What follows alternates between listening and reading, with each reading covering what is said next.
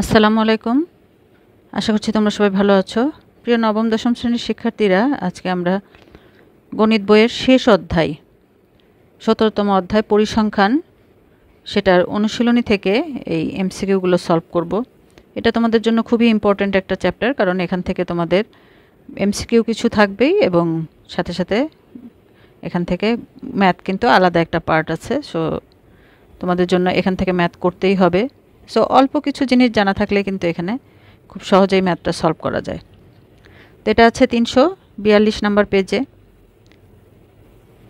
তো এই এমসিকিউগুলো আমি মনে করি এগুলো কিন্তু তোমাদের বেসিকের জন্য খুব দরকার। এই জিনিসগুলো যদি তোমরা ক্লিয়ার থাকো, প্রত্যেকটা জিনিস যদি আনসার করতে পারো, ঠিক মতো বুঝতে পারো, তাহলেই তোমাদের ম্যাথগুলো ইজি হয়ে যাবে। উপাত্তসমূহ সারণীভুক্ত করা হলে প্রতি শ্রেণীতে যতগুলো উপাত্ত অন্তর্ভুক্ত হয় তার নির্দেশক নিচের কোনটি? তাহলে দেখো, এই যে উপাত্ত, এই যে এটা হলো সারণী, একটা সারণীর মধ্যে আছে। তো এই যে কতগুলো উপাত্ত আছে সেটা কিন্তু এই যে এখানে আছে। হ্যাঁ, প্রত্যেকটা শ্রেণীতে কতগুলো উপাত্ত আছে, এই যে 31 থেকে 40 এর মধ্যে উপাত্ত আছে 20টা। তাহলে এই জিনিসগুলো কার মধ্যে সন্নিবেশিত থাকে? তাহলে এটাকে আমরা কি বলি? গণসংখ্যা, শ্রেণীর গণসংখ্যা। তাহলে দেখো এখানে এটার আনসার হবে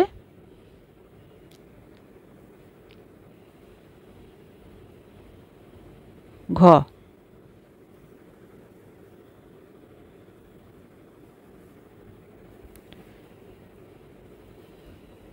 2 নাম্বার, পরিসংখ্যানের অবিন্যস্ত উপাত্তসমূহ মানের ক্রম অনুসারে সাজালে উপাত্তসমূহ মাঝামাঝি কোনো মানের কাছাকাছি পঞ্জীবিত হয়। উপাত্তের এই প্রবণতাকে কি বলা হয়? এটা যারা ডেফিনেশন পড়েছ, এটার কিন্তু ডেফিনেশনই আছে। ডেফিনেশন জানা থাকলে এটা ইজিলি বলা যায় যে এটাকে কি বলা হয়। দেখো, এই যে কেন্দ্রীয় প্রবণতা কি? অবিন্যস্ত উপাত্তসমূহ মানের ক্রমানুসারে সাজালে উপাত্তসমূহ মাঝামাঝি কোনো মানের কাছাকাছি পুঞ্জীবিত হয়। হ্যাঁ, এতটুকুই কিন্তু আমাদের প্রশ্নেও দেয়া আছে। আবার উপাত্তসমূহ গণসংখ্যা নিবেশন সারণীতে উপস্থাপন করা হলে কোনো একটি শ্রেণীতে গণসংখ্যার প্রাচুর্য দেখা যায়। উপাত্তসমূহের কেন্দ্রীয় মানের দিকে পুঞ্জীভূত হওয়ার এই প্রবণতাকে কেন্দ্রীয় প্রবণতা বলে। ঠিক আছে, তাহলে অনেকগুলো মান থাকলে যে মানের দিকে সবগুলো মান, এদিক থেকেও মাঝামাঝি একটা মান আর কি, এদিক থেকেও একই রকম আর এদিক থেকেও একই রকম, সবগুলো মান যদি আমরা সাজাই তাহলে মাঝখানের যে কেন্দ্রের যে মানগুলো পাওয়া যায় সেটাকে বলা হয় কেন্দ্রীয় প্রবণতা। মানগুলো কেন্দ্রের দিকে যেতে থাকে। ঠিক আছে,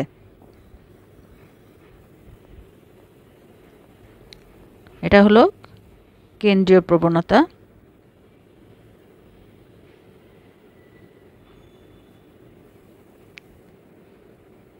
নিচের সারণীতে, এই যে এটা সারণী, এখানে বলা হয়েছে শ্রেণীব্যাপ্তি 3। এখানে 3টা দেওয়া আছে, 3টাই কারেক্ট কিনা আমরা দেখব। শ্রেণীব্যাপ্তি 3, তো শ্রেণীব্যাপ্তি আমরা এখান থেকে কাউন্ট করব। দেখো 6 থেকে তুমি যদি এখানে কাউন্ট করো, আমরা শ্রেণীব্যাপ্তি সবসময় প্রথম সংখ্যাটা কিন্তু ধরবো। অনেক সময় আমরা এটা এমনি নর্মালি আমরা যখন গুনি তখন কিন্তু 7, 8 এভাবে 2টা গুনি, তাই না? এটার পরে এভাবে আমরা গণনা করি। কিন্তু যখন আমরা এই শ্রেণীব্যাপ্তি বের করব তখন কিন্তু প্রথম সংখ্যা শেষ সংখ্যা দুটোই নিতে হবে। তাহলে কাউন্ট করব কিভাবে? 6, 7, 8। আবার এটা দেখো 8, 9, 10, এটা 10, 11, 12, তার মানে এখানে 3টা সংখ্যা, তাহলে এটা কারেক্ট। এবার 2 নাম্বারটা দেখো, মধ্যক শ্রেণী 8 ডিগ্রি - 10 ডিগ্রি, মানে এটা মধ্যক মানে মাঝখানেরটা, তাহলে এটা কারেক্ট হবে। তাপমাত্রা অবিচ্ছিন্ন চলক, অবিচ্ছিন্ন মানে দেখো এই যে এই শ্রেণীর শেষ, হ্যাঁ, আর এই শ্রেণীর শুরু, আবার এই শ্রেণীর শেষ এই শ্রেণীর শুরু। ঠিক আছে, তাহলে এরকম যদি হয় একটার শুরু শেষ আর একটার শুরু, তাহলে সেটা অবিচ্ছিন্ন চলক। তাহলে এখানে 3টাই কিন্তু কারেক্ট, তার মানে আনসার হবে ঘ।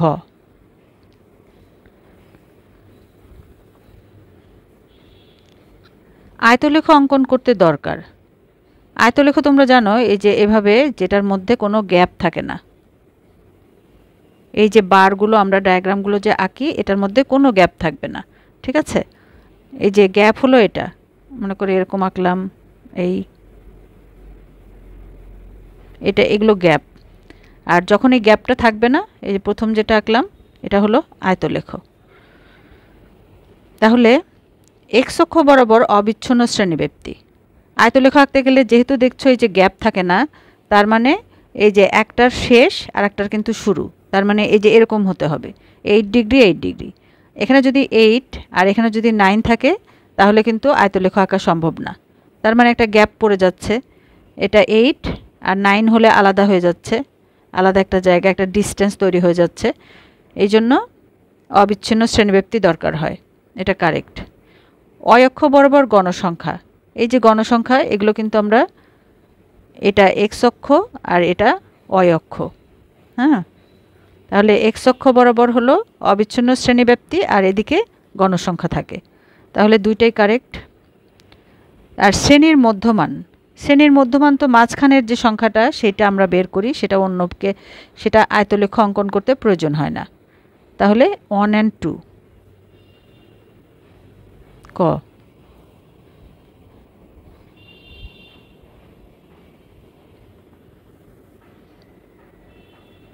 5 নাম্বার, উপাত্তের ক্ষেত্রে প্রচুরক কেন্দ্রীয় প্রবণতার পরিমাপ। সবচেয়ে বেশি বার উপস্থাপিত মান সব ক্ষেত্রে অনন্য নাও হতে পারে। তো প্রচুরক কোনটা? প্রচুরক হলো উপাত্তের যে সংখ্যাটা সবচেয়ে বেশি পরিমাণে থাকে। মনে করো 8 সংখ্যাটা অনেকবার আছে, হ্যাঁ, বা একবারের বেশি আছে, হ্যাঁ, শুধু 8ই দুইবার আছে, অন্য কোনো সংখ্যা দুইবার নাই, তাহলে 8 হলো প্রচুরক। তাহলে 8 হলো এই কেন্দ্রীয় প্রবণতার পরিমাপ। এটা অনেক সময় আমরা করে থাকি, প্রচুরক দিয়েই কিন্তু কেন্দ্রীয় প্রবণতার পরিমাপটা করা হয়, তাহলে এটা কারেক্ট। সবচেয়ে বেশি বার উপস্থাপিত মান, অবশ্যই প্রচুরক মানেই হলো সবচেয়ে বেশি বার থাকে সেটা। আর 3 নাম্বার হলো সব ক্ষেত্রে অনন্য নাও হতে পারে।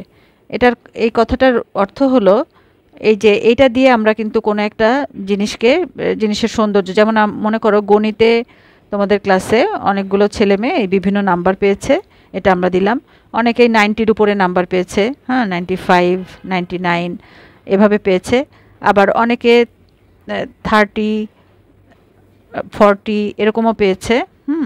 কিন্তু দেখা গেল যে এরকম তোমার 45 নাম্বারটা অনেক বেশি, তার মানে এটাই প্রচুরক আর এটাই কেন্দ্রীয় প্রবণতা।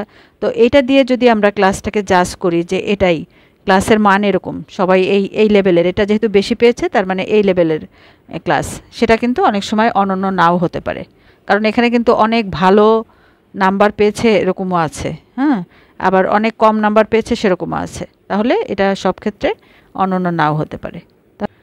তাহলে এটাও কারেক্ট, তাই তো? তাহলে এই 3টাই কারেক্ট, আনসার হবে ঘ।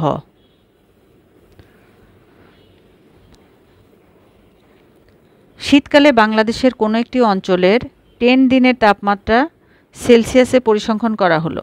এই যে কিছু তাপমাত্রা দেয়া আছে, এখান থেকে আমাদের 6 থেকে 8 এই 3টা প্রশ্নের উত্তর করতে হবে। উপরের সংখ্যাসূচক উপাত্তের প্রচুরক কোনটি? প্রচুরক তাহলে আমরা এখানে দেখব যে কোন সংখ্যাটা বেশি আছে। তাহলে এখানে খেয়াল করো কোনো একটা সংখ্যায় কিন্তু দুইবার নাই, সবগুলোই একটা একটা করে, তার মানে এখানে প্রচুরক নাই। এই মিনিমাম কমপক্ষে যে কোনো একটা সংখ্যা দুইবার থাকতে হবে, আর তার বেশি হলে তো কথাই নাই, বেশি হলে সেই বেশিটাই হবে। আর যদি কোনোটাই না থাকে, সব সংখ্যাই একবার করে থাকে, তাহলে সেখানে প্রচুরক নাই। উপরের সংখ্যাসূচক উপাত্তের গড় তাপমাত্রা কোনটি? তো গড় আমরা যেটা দেখো এখানে 10 দিনের তাপমাত্রা আছে, সবগুলো যোগ করে 10 দিয়ে ভাগ করলেও কিন্তু আমরা গড় পেতে পারি, সেটা অনেক সময় সাপেক্ষ ব্যাপার। ইজি হলো সবচেয়ে ছোটোটা নিবা, ঠিক আছে? এখানে সবচেয়ে ছোটো কোনটা? এই যে 5, আর সবচেয়ে বড় কোনটা? 14। তাহলে এই বড়টা আর ছোটোটা যোগ দেবে, যোগ দিয়ে 2 দিয়ে ভাগ করবে, তাহলে কত হয়? 19/2, তার মানে 9.5, ঠিক আছে? আনসার হবে 9.5। এটা কিন্তু ইজি ওয়ে, কারণ এখানে সংখ্যাগুলো দেখো পরপর আছে, 5, 6, 7, 8, 9, 10, 11, 12, 13, 14, ঠিক আছে, পরপর নাম্বার আছে। এবার বলা হয়েছে উপাত্ত সমূহের মধ্যক কোনটি? তো মধ্যক হলো, মধ্যক নির্ণয়ের নিয়ম কি? আমরা সবগুলো সংখ্যা সিরিয়ালি লিখব যেভাবে আছে, যদি এগুলো পরপর না থাকে, আলাদা আলাদা থাকে, তাও ছোট থেকে বড় বা বড় থেকে ছোট এভাবে সাজিয়ে লিখব। লিখে মাঝখানের 2টা সংখ্যা, এখানে আছে 10টা, তাই তো? তাহলে 10টার মধ্যে আমরা মাঝখানের 2টা নিব। দেখো আমি নাম্বারগুলো একটু লিখে নেই, তাহলে বুঝতে সুবিধা হবে। 5, 6, 7, 8, 9, 10, 11, 12, 13, 14। তাহলে এখান থেকে আমরা এই যে টোটাল আছে 10কে 2 দিয়ে ভাগ দিলে তার মানে 5, এই 5টা নিব আর 6টা নিব। যতগুলো সংখ্যা থাকবে ততকে 2 দ্বারা ভাগ করে আমরা যেটা পাবো সেটা নেব আর তারপরেরটা নেব। হ্যাঁ, যদি 6 পাই তাহলে 6 নাম্বারটা নেব আর 7 নাম্বারটা নেব। তাহলে এখানে 5 পেয়েছি আমরা, 10কে 2 দিয়ে ভাগ দিয়ে 5 পেলাম। তাহলে 1 2 3 4 5, তাহলে এই 9 নিব আর 10 নিব, 5-এর পরেরটা নেব। ঠিক আছে, এই 9 আর 10, 9 + 10 প্লাস করে 2 দিয়ে ভাগ করো, তাহলে পাবে 19/2 মানে 9.5। তাহলে এখানেও কিন্তু উপাত্ত সময়ের মধ্যক হবে 9.5।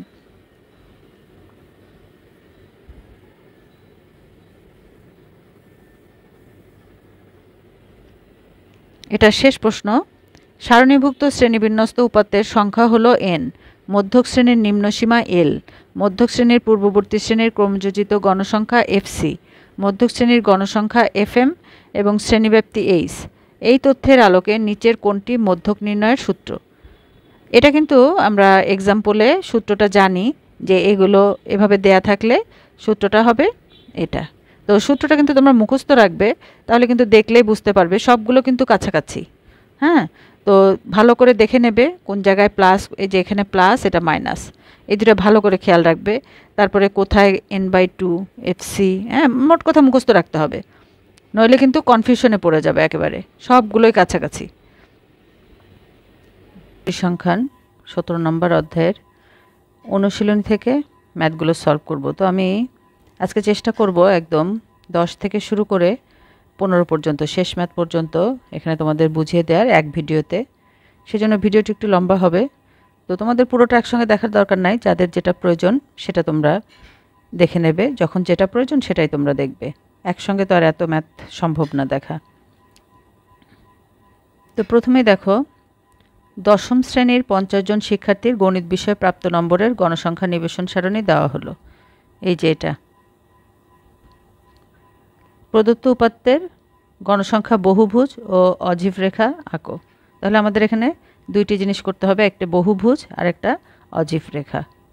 তাহলে চলো দেখে নেওয়া যাক। তো এখানে প্রশ্নে যেটা দেয়া আছে শ্রেণীব্যাপ্তি আর গণসংখ্যা। তো আমাদের বহুভুজ আঁকতে গেলে আমাদের কিন্তু এই শ্রেণীব্যাপ্তির মধ্যবিন্দুটা প্রয়োজন হবে। তো এই জন্য আমরা শুরুতেই জাস্ট এটার মাঝখানে আরও একটি এর এভাবে ছক তৈরি করে নেব, যেখানে আমরা মধ্যবিন্দুটা লিখব। আর মধ্যবিন্দু তো আমরা সবাই জানি কিভাবে বের করতে হয়, এই 31 + 40/2। ঠিক আছে, 71/2 মানে 35.5। এই যে এটা মানে এই প্রথম সংখ্যাটার সাথে শেষ সংখ্যাটা যোগ করে 2 দিয়ে ভাগ, তাহলেই আমরা যেটা পাবো সেটাই মধ্যবিন্দু। আর গণসংখ্যা তো দেয়াই আছে, সেই অনুযায়ী আমরা লিখে নেব। তারপরে আসবে গণসংখ্যা বহুভুজ অঙ্কন। তো আমাদের এরকম একটা গ্রাফ পেপার নিয়ে নিতে হবে। হ্যাঁ, তো গ্রাফ পেপারে আমরা প্রথমেই এই দিকে শ্রেণীব্যাপ্তিটা লিখে নেব। শ্রেণীব্যাপ্তি আমাদের সর্বনিম্ন আছে 31, তাহলে আমরা এখানে 30 থেকে শুরু করব, আর এখানে সর্বোচ্চ আছে 100। তো এখানে 100, তাহলে 10 ঘর পরপর আমরা এভাবে বসিয়ে দেব 30, 40, 50, 60, 70, 80, 90, 100। ঠিক আছে, আর যেহেতু এখানে 0, এটা এক্স অক্ষ, এটা অয় অক্ষ, এভাবে আমরা এঁকে নেব। ঠিক আছে, আর 0-র পরে আমরা সরাসরি 30 লিখছি, এই জন্য এখানে কিন্তু আমরা একটা ভাঙা চিহ্ন দেব, মানে এর ভিতরে 0 থেকে 30 পর্যন্ত আছে। হ্যাঁ, সেজন্য আমরা এটাকে বলা হয় ছেদ চিহ্ন, ছেদ বা ভাঙা, বিরতি।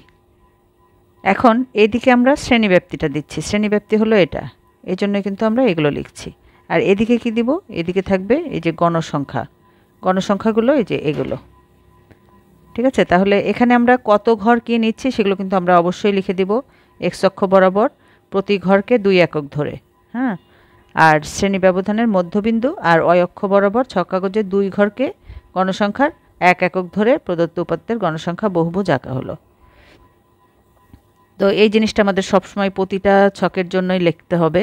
আমরা যা ধরবো, যত ঘর পরপর ধরবো সেটা কিন্তু আমাদের লিখে দিতে হবে।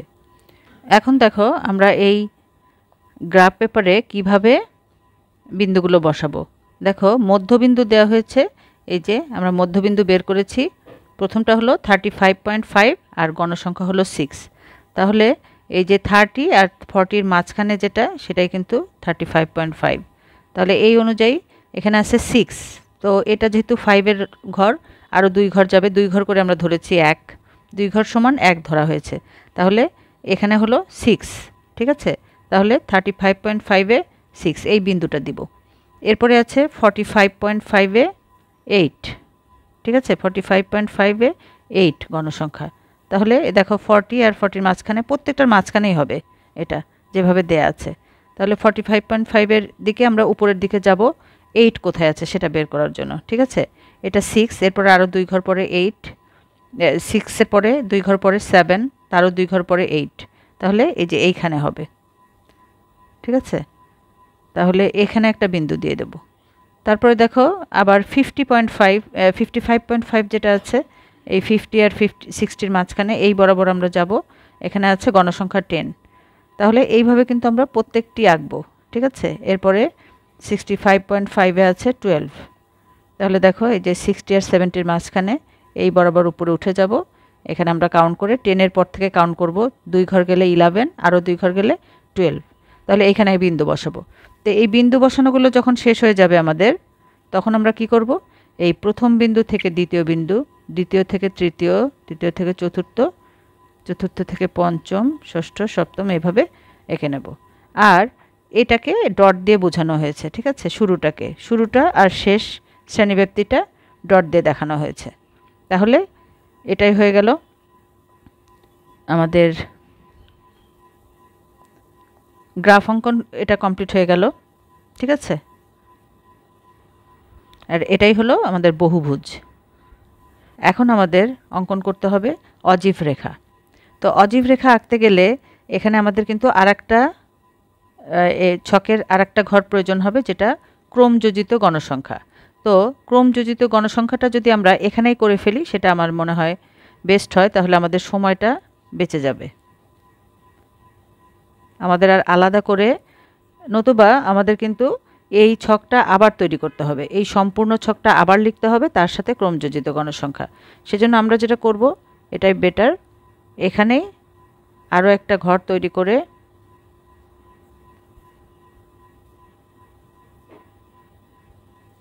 এখানে এটা হবে, এই ঘরটা তোমরা বড় করে এটা এঁকে নেবে, এবং এখানে ক্রমযোজিত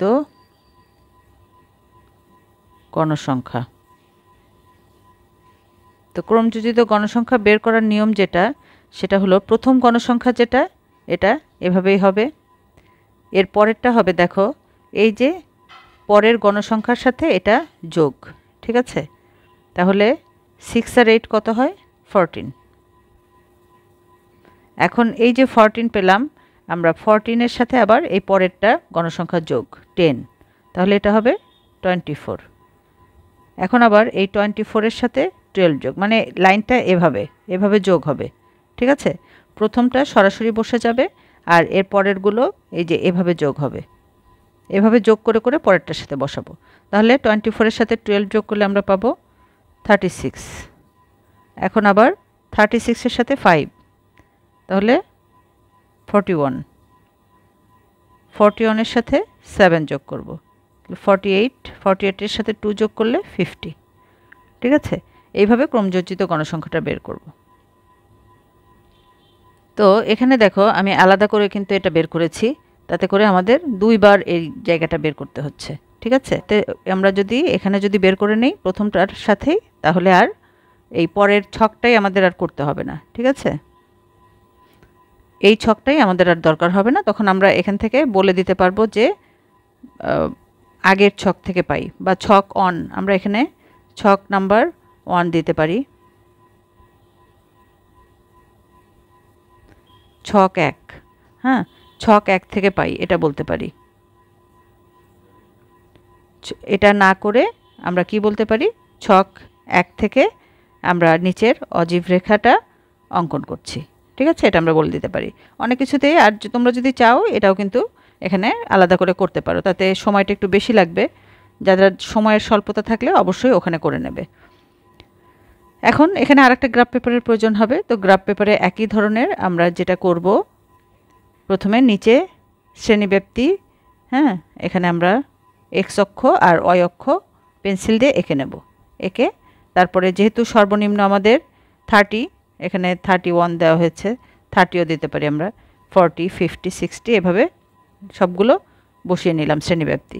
আর এখানেও আমরা এই যে 5, 10, 15, 20 এভাবে বসিয়ে নেব। এগুলো হলো ক্রমযোজিত গণসংখ্যা। অজীব রেখার জন্য এখানে থাকবে ক্রমযোজিত গণসংখ্যা।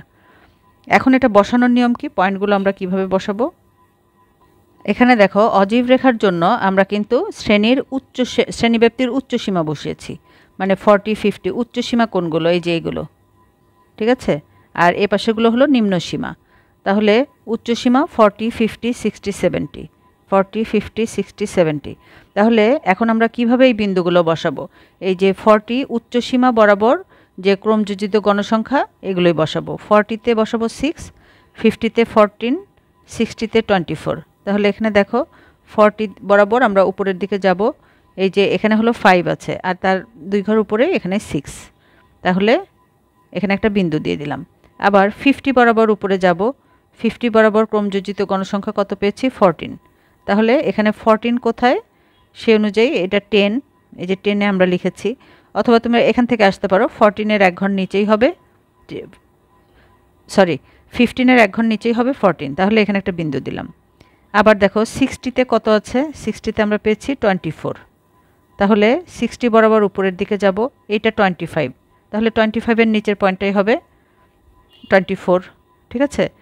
আবার 70-এর এখানে দেখো এটা আছে 36।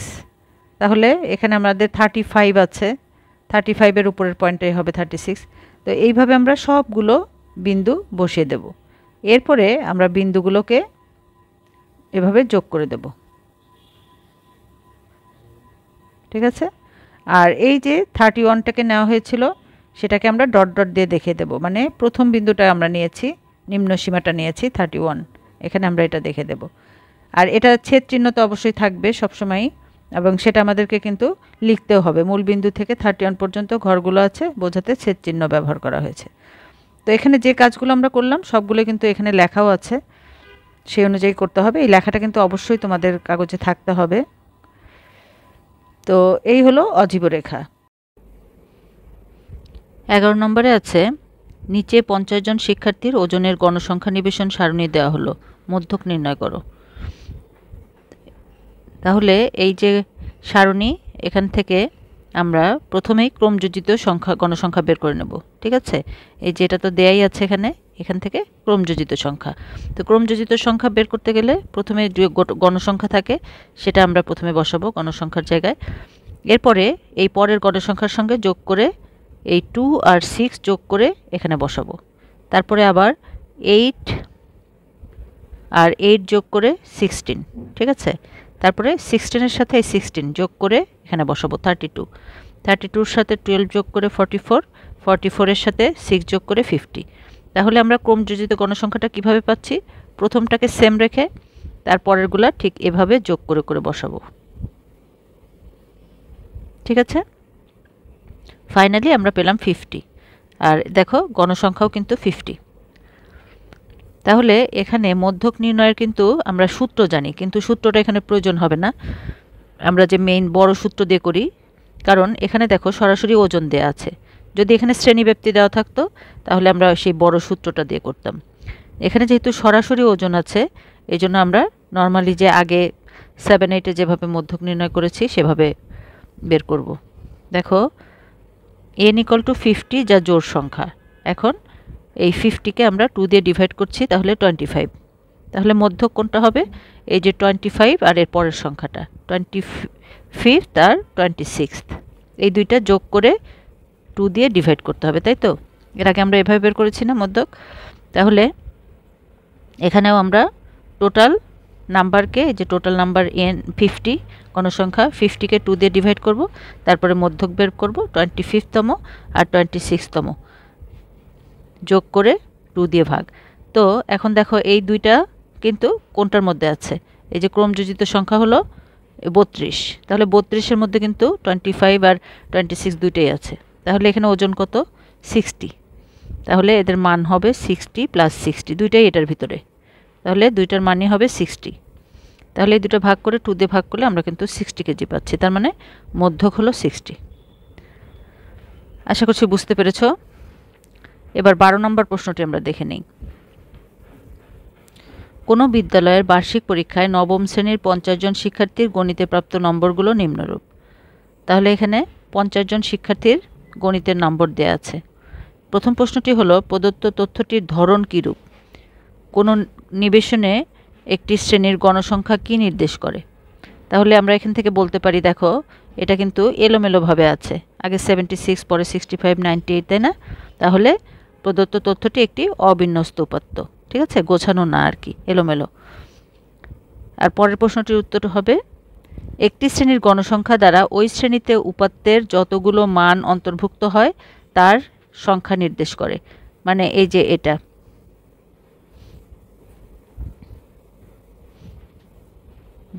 দেখো এই যে এখান থেকে দেখাই, এই যে গণসংখ্যা, এর মধ্যে গণসংখ্যা 5, মানে এটা এই যে এই এর ভিতরে আছে, শ্রেণী ব্যাপ্তির ভিতরে কয়টা আছে? 5টা।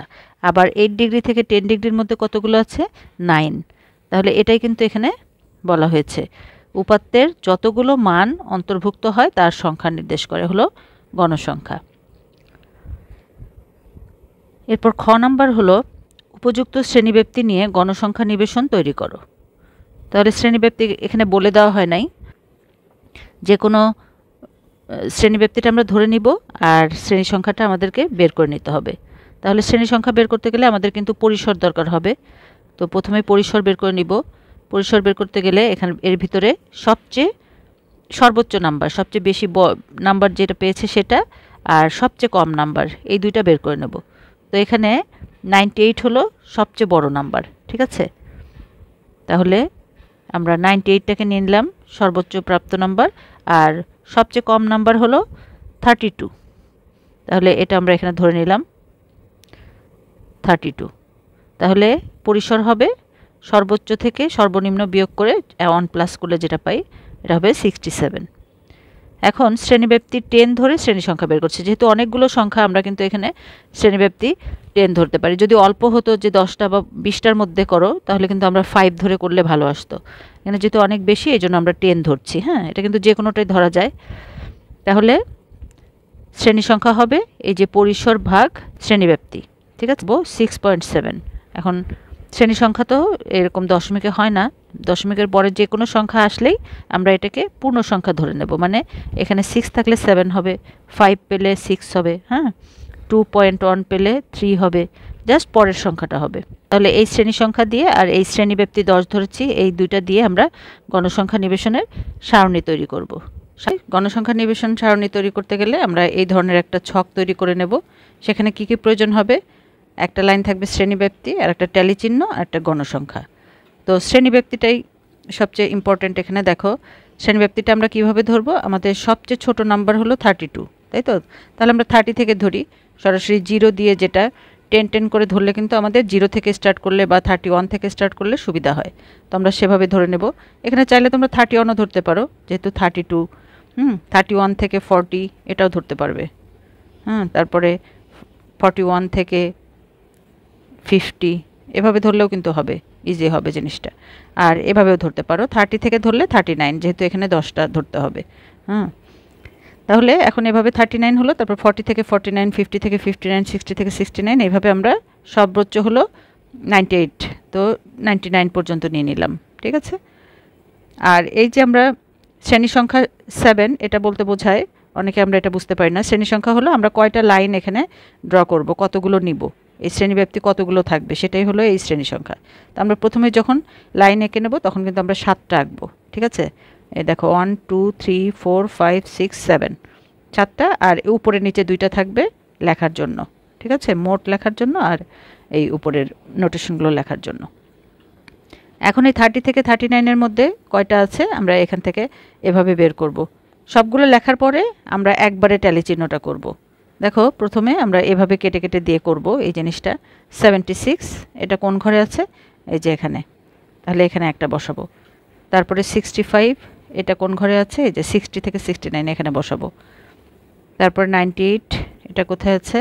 এই লাস্টেরটাতে। এভাবে এভাবে বসে বসে আমরা প্রত্যেকটা এভাবে সবগুলো যেখানে যেটা হবে এক এক করে কিন্তু চলে আসবে, ঠিক আছে?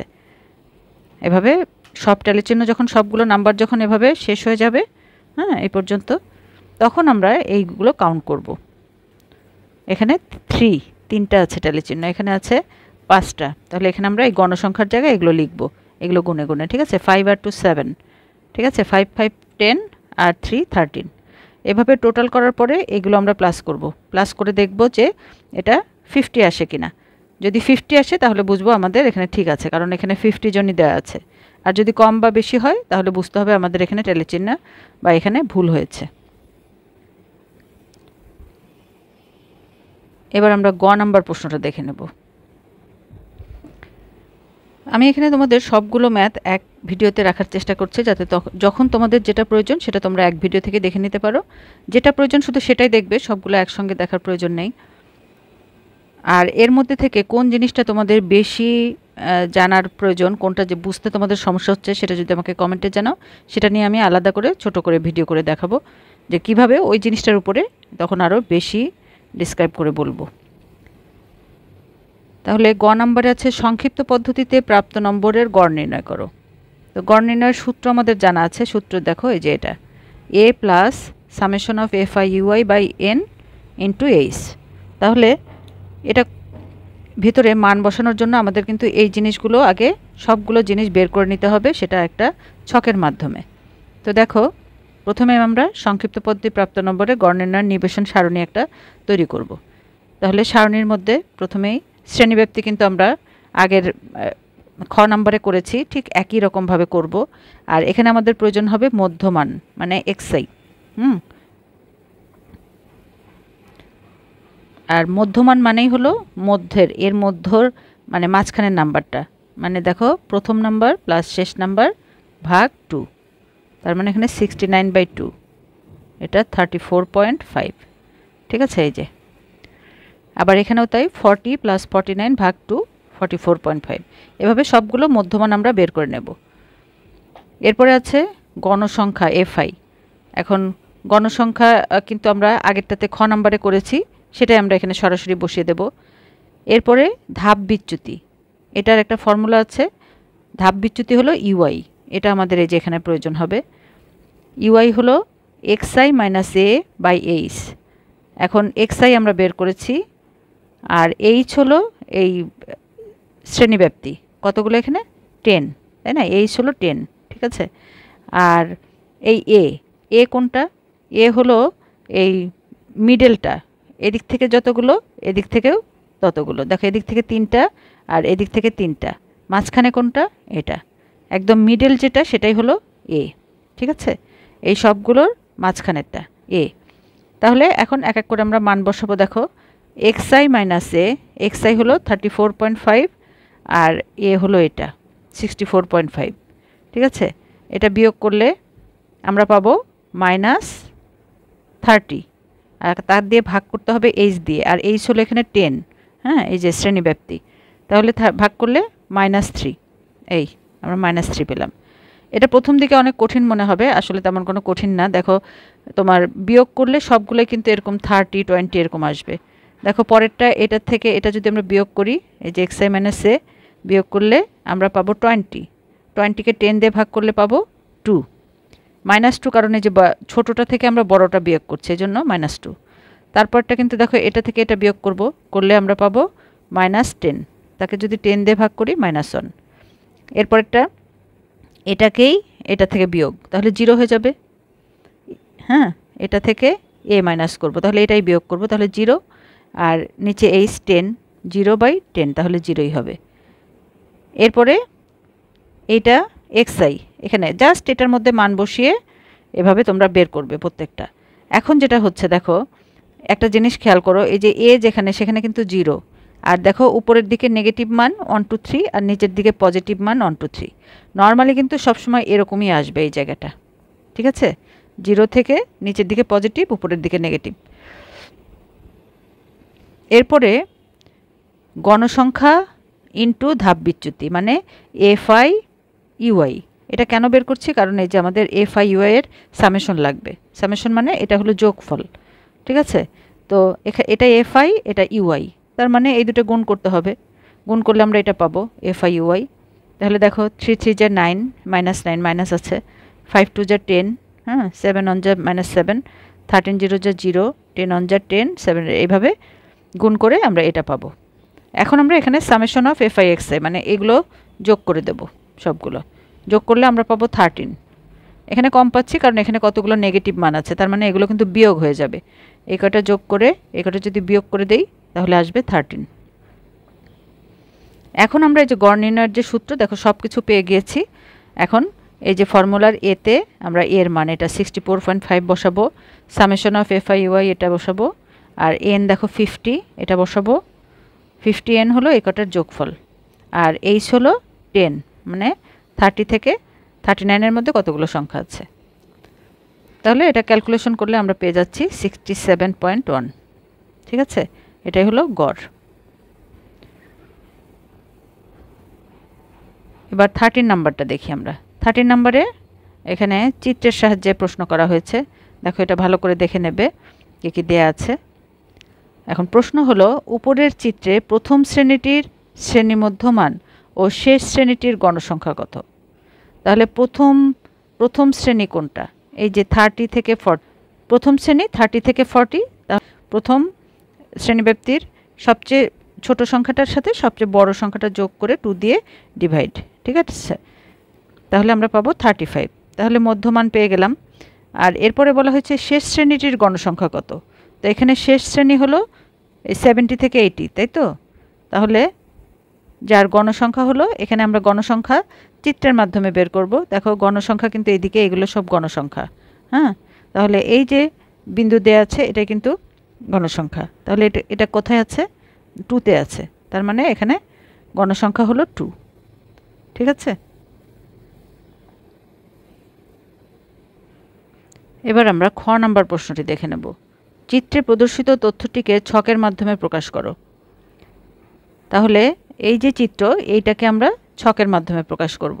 দেখো এখানে কিন্তু শ্রেণীব্যাপ্তি দেয়া আছে, আবার এখানে গণসংখ্যা দেয়া আছে। গণসংখ্যাগুলো আমরা এখান থেকে এই বিন্দু থেকে বের করে নেব, ঠিক আছে? এই যে গণসংখ্যা 3, এরপরটা 6, এরপরটা 11, এরপরে আছে 8, এরপরে আছে 2, ঠিক আছে? এবং কোনটার মধ্যে আছে সেটাও কিন্তু চিত্রেই আছে। তাহলে ঠিক এভাবে আমরা একটা ছক এঁকে নেব। প্রথমে প্রাপ্ত নম্বর, তারপর গণসংখ্যা, তারপরে ক্রমযোজিত সংখ্যা গণসংখ্যা বের করব। তাহলে 30 থেকে 40-র মধ্যে যেটা দেখালাম, দেখো 30 থেকে 40-র মধ্যে আছে 3, 40 থেকে 50-র মধ্যে আছে 6, 50 থেকে 60-র মধ্যে আছে 11, হ্যাঁ, 60 থেকে 70-র মধ্যে আছে 8। দেখো ঠিক এভাবে, দেখো 11, 8, এরপরে 2। আর ক্রমযোজিত গণসংখ্যা তো আমরা বের করতে পারি। প্রথমটা এখানে বসিয়ে দেব, তারপরে জাস্ট এই যে এইভাবে প্লাস করে করে এখানে বসাবো, প্লাস করে করে এখানে বসাবো, এই দুইটা প্লাস করে এখানে বসাবো, আবার এই দুটো প্লাস করে এখানে বসাবো, আর এইগুলো যোগ করে এই যে n = 30। তাহলে এটার আনসার হয়ে গেল। পরিসংখ্যানের প্রশ্নগুলো তোমরা কয়েকটা জিনিস যদি ভালোভাবে জেনে নাও, সব প্রশ্নের উত্তর করা সম্ভব। সবগুলো একই কাজ করতে হয়। তো এখান থেকে যেহেতু আনসার করতেই হয়, তো বেসিক জিনিসগুলো যদি জেনে নাও তাহলে ম্যাথ করতে আশা করি তোমাদের কোনো প্রবলেম হবে না। আর এখান থেকে মার্কস তোলাও খুব সহজ, মানে তোমরা কমন পাবেই। উপরের প্রাপ্ত ছক থেকে নিবেশনটির মধ্যক নির্ণয় করো। তো এই যে কিছুক্ষণ আগে কিন্তু আমরা একটা পদ্ধতিতে মধ্যক নির্ণয় করেছি। এখন দেখো প্রাপ্ত নম্বরের এখানে শ্রেণীব্যাপ্তি আছে। তো তাহলে আমাদের সূত্রের মাধ্যমে মধ্যক নির্ণয় করতে হবে। তো সূত্রটা কি? প্রথমে আমরা এখানে সূত্রটা লিখে নিতে পারি যে মধ্যক, আমরা জানি মধ্যক = এই যে এটা হলো মেইন সূত্র, ঠিক আছে? যদি এভাবে শ্রেণীব্যাপ্তি দেয়া থাকে তাহলে এই সূত্র অনুযায়ী বের করতে হবে। তো এখানে অনেকগুলো জিনিস আমাদের প্রয়োজন হবে, যে জিনিসগুলো আমাদের কতগুলো আছে জানাই আছে। যেমন এখানে এইচ কিন্তু আমরা জানি যে এই যে 30 to 40 এর মধ্যে যে ডিফারেন্স সেটা, ঠিক আছে, 10। আর এখানে এন হলো 30, এই যেটা, ঠিক আছে। তো এখানে গণসংখ্যায় সবচেয়ে বড় নাম্বার কোনটা? 11, তার মানে এটা কিন্তু প্রচুরক, তাই না? প্রচুরক এখানে। তাহলে এই এল হলো এখানে সূত্রের এল যেটা, এল হলো এই যে এই প্রচুরক শ্রেণীর নিম্নমান। নিম্নমান কত? 50, ঠিক আছে। এই যে 50, প্রচুরক শ্রেণীর নিম্নমান 50, এন পেলাম 30। আর এফসি, এফসি কি? এফসি হলো এই প্রচুরক শ্রেণীর আগের শ্রেণীর ক্রমযোজিত গণসংখ্যা। হ্যাঁ, এফসি হলো প্রচুরক শ্রেণীর আগের শ্রেণীর গণসংখ্যা, মানে 9, ঠিক আছে। আর এই এফএম হলো এই প্রচুরক শ্রেণীর গণসংখ্যা, ঠিক আছে। তাহলে এটা হলো 11। এখন এই সবগুলো মান আমরা বসিয়ে এই যে ক্যালকুলেশন করলেই আমরা এটা পাবো 55.45। তো এই মধ্যক নির্ণয়ের এই সূত্রটি তোমরা ভালোভাবে এটা মুখস্থ করে ফেলবে, এবং এটা প্রত্যেকটাই কিন্তু তোমাদের এক্সাম্পলে বলা আছে কোনটাকে কি বলা হয়। এখানে যদি আমরা সেটা সেভাবে লিখে নেই তাহলে কিন্তু আরও বেশি ইজি হবে, ঠিক আছে। এল হলো প্রচুরক শ্রেণীর নিম্নমান, শ্রেণীব্যাপ্তির নিম্নমান, এভাবে আমরা লিখে নিতে পারি। এন হলো মোট গণসংখ্যা, এফসি হলো ক্রমযোজিত গণসংখ্যা, প্রচুরক শ্রেণীর ক্রমযোজিত গণসংখ্যার আগের সংখ্যাটা, ঠিক আছে। আর এফএম হলো প্রচুরক শ্রেণীর গণসংখ্যা, আর এইচ হলো শ্রেণীব্যাপ্তি, ঠিক আছে। প্রত্যেকটা লিখে মানগুলো লিখে আমরা এভাবে বের করতে পারি। এই পেজ নাম্বার 337-এ দেখো, 337-এ ভালো করে এই জায়গাটা দেখে নেবে। এই যে মধ্যকের ফর্মুলায় এল কাকে বলা হয়? এলটা মধ্যকে অবস্থিত সেই শ্রেণীর নিম্ন সীমা। এন হলো গণসংখ্যা, এফসি মধ্যক শ্রেণীর পূর্ববর্তী শ্রেণীর যোজিত গণসংখ্যা, এফএম হলো মধ্যক শ্রেণীর গণসংখ্যা, এইচ হলো শ্রেণীব্যাপ্তি। এই মধ্যক শ্রেণীটাই কিন্তু প্রচুরক শ্রেণী বলা হয়েছে, আমি বলেছি আর কি। তো ওইখানে প্রচুরকও আছে, সেটাও বলা যাবে, কোনো সমস্যা নাই। তাহলে বুঝতে পেরেছো যে কিভাবে ফর্মুলার মাধ্যমে নির্ণয় করা যায়। এবার আমরা 14 নম্বরটা দেখে নেই। কোনো শ্রেণীর 60 জন শিক্ষার্থীর ওজনের গণসংখ্যা নিবেশন সারণী। তাহলে এখানে এই সারণীটা দেয়া আছে, ঠিক আছে। শ্রেণীব্যাপ্তি আছে আর গণসংখ্যা আছে। প্রথম প্রশ্নটা হলো মধ্যক নির্ণয়ের সূত্রটি লিখো। তাহলে মধ্যক নির্ণয়ের সূত্র কিছুক্ষণ আগে আমি দেখালাম, এটা লিখব।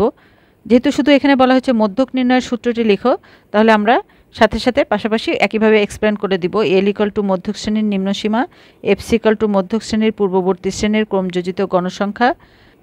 দেখো, এফএম হলো মধ্যক শ্রেণীর গণসংখ্যা, এইচ হলো শ্রেণী ব্যবধান, এন হলো গণসংখ্যার সমষ্টি। সূত্র যখনই বলবে তখনই কিন্তু এই সূত্রটা লিখে পাশাপাশি এটা কোনটা কি বলা হয়েছে সেটা কিন্তু তোমরা অবশ্যই লিখে দেবে। আর এই জিনিসগুলো সম্বন্ধে যদি ক্লিয়ার থাকো তাহলে এটা কিন্তু প্রথম দিকে কনফিউশন হয় কোনটার মান কি, ভালোভাবে একটা একটা করে পড়ে বুঝে নেবে, তাহলে দেখবে ইজিলি তখন মানগুলো বসাতে পারবে, ঠিক আছে। দেখো, খ নাম্বার প্রশ্নটি আছে প্রদত্ত তথ্য থেকে প্রচুরক নির্ণয় করো। তো প্রদত্ত তথ্য মানে এই যে এটা থেকে, ঠিক আছে, এখান থেকে প্রচুরক নির্ণয় করতে হবে। তাহলে প্রচুরক নির্ণয়ের সূত্র আমরা জানি, L plus f1/f1 plus f2 into H. তাহলে এল হলো প্রচুরক শ্রেণীর নিম্ন সীমা। তো এখানে প্রচুরক কোন শ্রেণীতে আছে? আমরা প্রচুরক জানি সবচেয়ে বেশি যেটা, মানে সবচেয়ে বেশি যেখানে আছে, মানে এখানে 20টা সবচেয়ে বেশি, তাই তো, সবচেয়ে বড় নাম্বার যেটা, সেটার মধ্যে প্রচুরক আছে। তার যে শ্রেণীব্যাপ্তির নিম্ন সীমা, তাহলে নিম্ন সীমা এখানে 60, তাহলে এল হলো 60, ঠিক আছে। আর f1 f2 কি? এই যে এখানে দেখো ব্যাখ্যাটা আমি এখানে দিয়েছি, যেহেতু 60 থেকে 64 শ্রেণীর গণসংখ্যা সবচেয়ে বেশি, সুতরাং এটি হলো প্রচুরক শ্রেণী। আর এখানে প্রচুরক শ্রেণীর নিম্ন সীমা L equal to 60। R f1 কি? f1 হলো এই প্রচুরক শ্রেণী থেকে তার আগের শ্রেণীটা বিয়োগ করলে যেটা পাওয়া যায় সেটাই হলো f1। তাহলে প্রচুরক শ্রেণী হলো 20, তার আগের শ্রেণী হলো 10, তাহলে f1 হবে 10, ঠিক আছে। আর f2 কি? f2 হলো তার পরেরটা বিয়োগ করতে হবে, এই প্রচুরক শ্রেণী থেকে পরের যে গণসংখ্যা সেটা বিয়োগ করতে হবে, তাহলে এখানে পাবো আমরা 8, ঠিক আছে। তাহলে f1 f2 দুটোই পেলাম, f1 হলো 10, f2 8। আর এইচ হলো এই শ্রেণীব্যাপ্তি, এই যে 45 থেকে 49 এর মধ্যে কয়টা সংখ্যা আছে? 45, 46, 47, 48, 49, 5টা, তাই না? তাহলে এটাই হলো এইচ, মানে শ্রেণী ব্যবধান হলো 5। তাহলে এখন সবগুলো মান আমরা বসিয়ে দেব। মান বসিয়ে ক্যালকুলেশন করলে আমরা যেটা পাবো সেটা হলো 62.8। ঠিক আছে?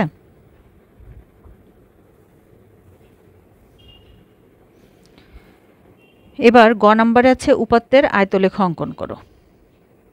তো আয়তলেখ অঙ্কন করতে গেলে কিন্তু আমাদের সারণীর প্রয়োজন হবে। তো প্রদত্ত বিচ্ছিন্ন শ্রেণী ব্যবধানকে অবিচ্ছিন্ন করে নিম্নলিখিত সারণী পাই। দেখো এখানে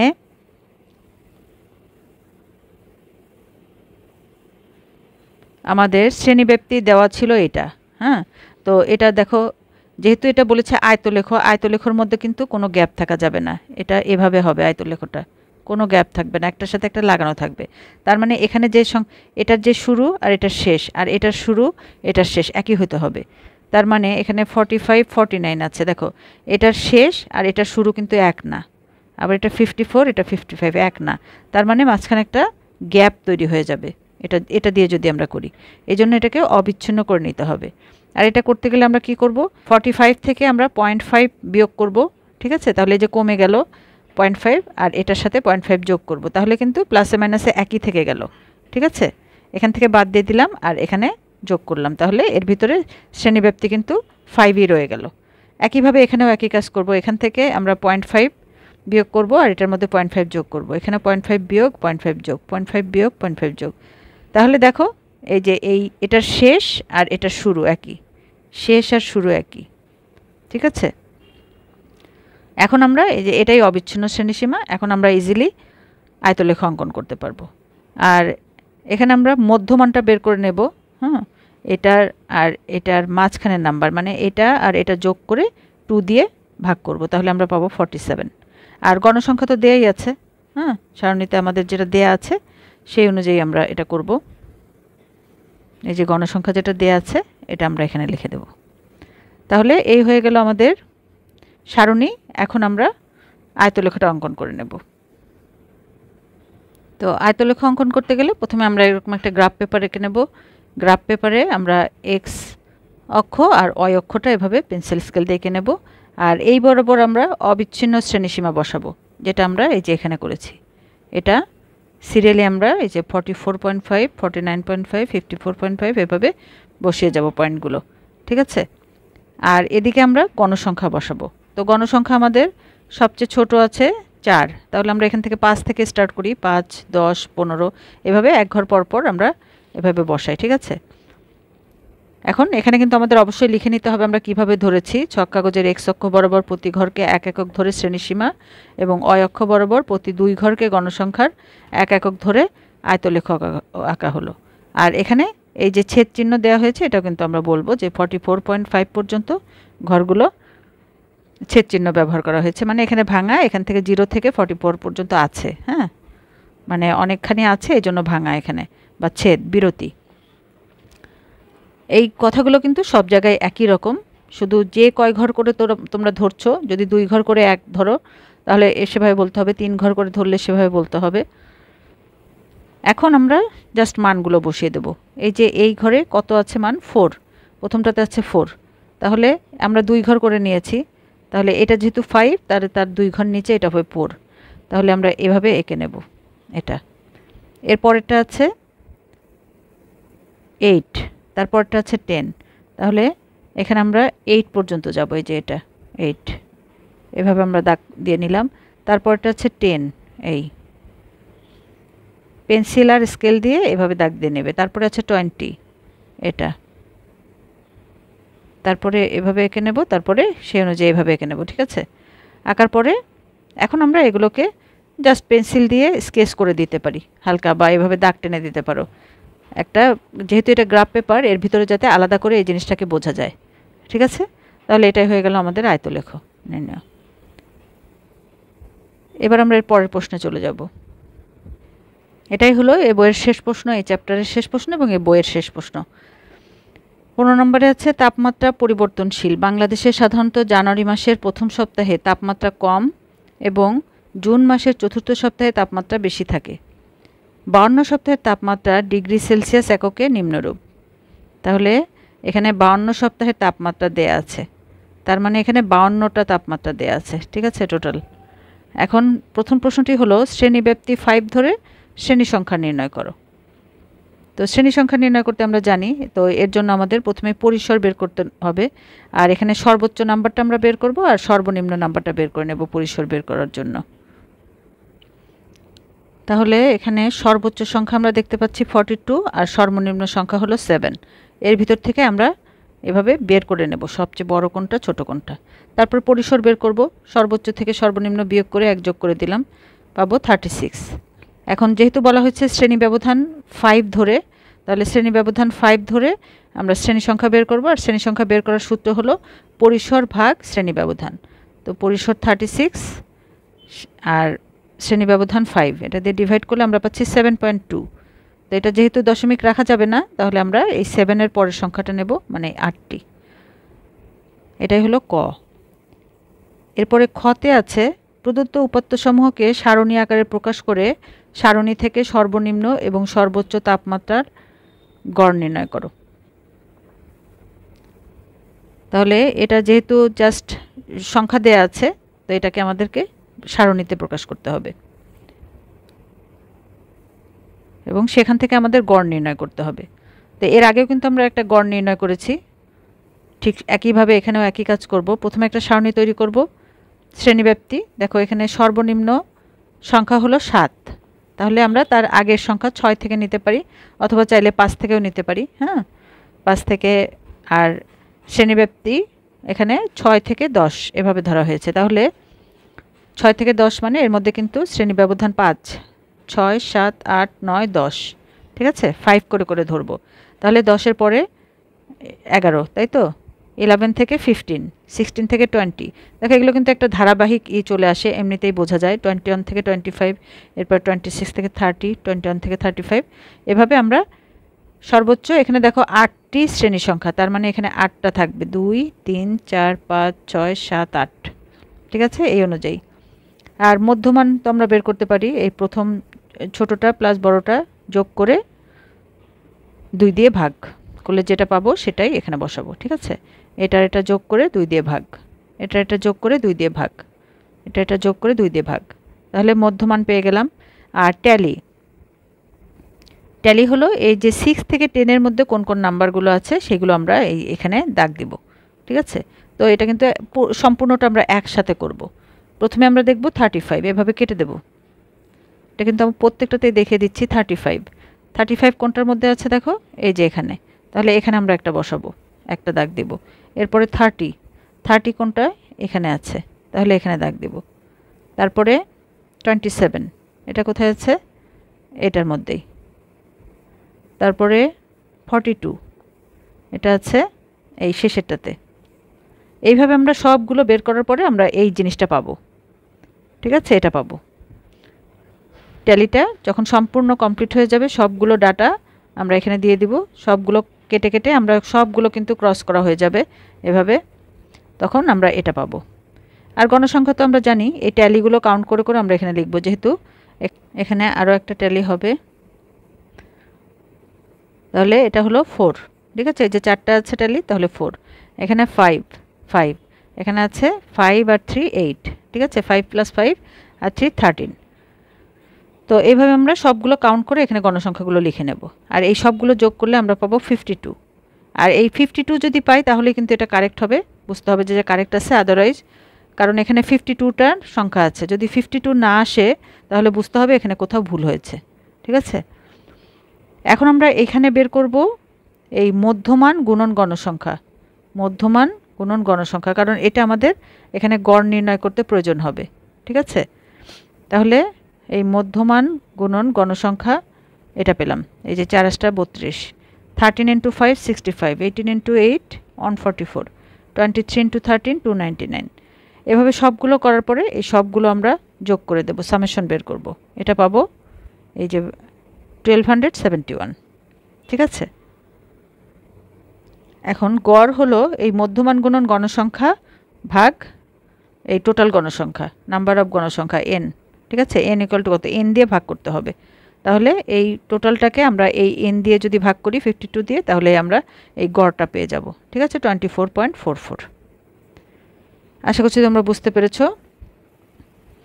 এবার গ নাম্বারটা দেখে নেই। উপরে প্রাপ্ত সারণী ব্যবহার করে আয়তলেখ অঙ্কনের মাধ্যমে প্রচুরক নির্ণয় করো। দেখেন আমাদের দুইটা কাজ করতে হবে, আয়তলেখ অঙ্কন করতে হবে, প্রচুরকও বের করতে হবে। আর এটা যেহেতু দেখো বিচ্ছিন্ন আছে, এই যে শেষেরটা আর শুরু এক নাই, হ্যাঁ, এই দুটা এক হতে হবে, অবিচ্ছিন্ন আমাদেরকে করে নিতে হবে। এর আগেরটা যেটা করলাম ঠিক সেটার মতো। এখান থেকে আমরা 0.5 কমিয়ে দেব, আর এটার সাথে 0.5 যোগ করে দেব। প্রথমটা থেকে 0.5 বিয়োগ, বিয়োগ করলে দেখো 10.5 হয়, আর এই 15-এর সাথে 0.5 যোগ করে দেব, তাহলে এটা পাবো। আবার এটার সাথে 0.5 মাইনাস করে দেব, 15.5, আর 20 থেকে 20-র সাথে 0.5 যোগ করে দেব, তাহলে 20 + 5। তাহলে এখানে দেখো সবগুলো কিন্তু এটার শেষ যেখানে এটা শুরু সেখানে, এটা শেষ যেখানে এটা শুরু সেখানে, এভাবে সবগুলো আমরা একই রকম পাবো। এই কারণ আবারও বলছি, আয়তলেখ অঙ্কন করতে কোনো গ্যাপ থাকা যাবে না, এটাই হলো আয়তলেখার নিয়ম। আর গণসংখ্যা তো এখানে দেয়াই আছে, এই যে আমরা বের করেছি, তো গণসংখ্যাটা এখান থেকে লিখে নেব। এখন আমরা আয়তলেখ অঙ্কন করব। তাহলে এখানে ভালো করে খেয়াল করো। প্রথমে আমরা আয়তলেখ অঙ্কনের জন্য গ্রাফ পেপার নিয়ে নেব। এখানে এক্স অক্ষ এঁকে নেব পেন্সিল আর স্কেল দিয়ে, আর এখানে ওয়াই এঁকে নেব, ঠিক এভাবে আমি যে মার্কটা করেছি এটা। ঠিক আছে, আর এদিকে আমরা অবিচ্ছিন্ন শ্রেণীসীমা, এটা আমরা এদিকে অ্যারো দিয়ে দেব। অবিচ্ছিন্ন শ্রেণীসীমা, এই যে আমরা যেটা বের করেছি 6.5, 10.5, 15.5, এভাবে প্রত্যেকটা পয়েন্টে লিখে নেব। ঠিক আছে, জাস্ট গ্রাফ পেপারের এই বড় বড় বক্সগুলোর একটা পরপর, ঠিক আছে, এভাবে লিখে নেব সবগুলো, এই পয়েন্টগুলো লিখে নেব অবিচ্ছিন্ন শ্রেণীসীমা। আর এদিকে হবে গণসংখ্যা। গণসংখ্যা আমরা নর্মালি যেটা ধরি 0 থেকে 5, 5 থেকে 10 থেকে 15, 15 থেকে 20, এভাবে ধরে নেব। তো এখানে যেহেতু 15-এর নিচে সবগুলো নাম্বার, আমরা 15 পর্যন্ত নিলেই হবে। দেখো এই সবচেয়ে বড় নাম্বার হলো 13, এই জন্য আমরা 15 পর্যন্ত নিয়েছি। আর এখানে এই যে ছেদ চিহ্ন থাকবে, যেহেতু আমরা 6.5 থেকে শুরু করেছি। আর এই লেখাগুলো আমাদের অবশ্যই লিখতে হবে, এই যে এক্স অক্ষ বরাবর, একই কথা প্রত্যেকটাতেই আছে। ঠিক আছে, এটা কিন্তু অবশ্যই লিখে নিতে হবে। লিখে তারপরে আমরা গ্রাফে এটা এঁকে দেব। এখন গ্রাফে কিভাবে আঁকবো দেখো, এই যে এখান থেকে এই পর্যন্ত গণসংখ্যা কত, প্রথমটাতে আছে 4, তাহলে এই যে এটা যেহেতু 5, 5-এর নিচে 2 ঘর নিচে 4, তাহলে এই যে 4 আঁকবো। পরেরটাতে আছে 5, তাহলে এই যে 5 পর্যন্ত যাব, এটা যেহেতু 5। ঠিক আছে, এরপরটা আছে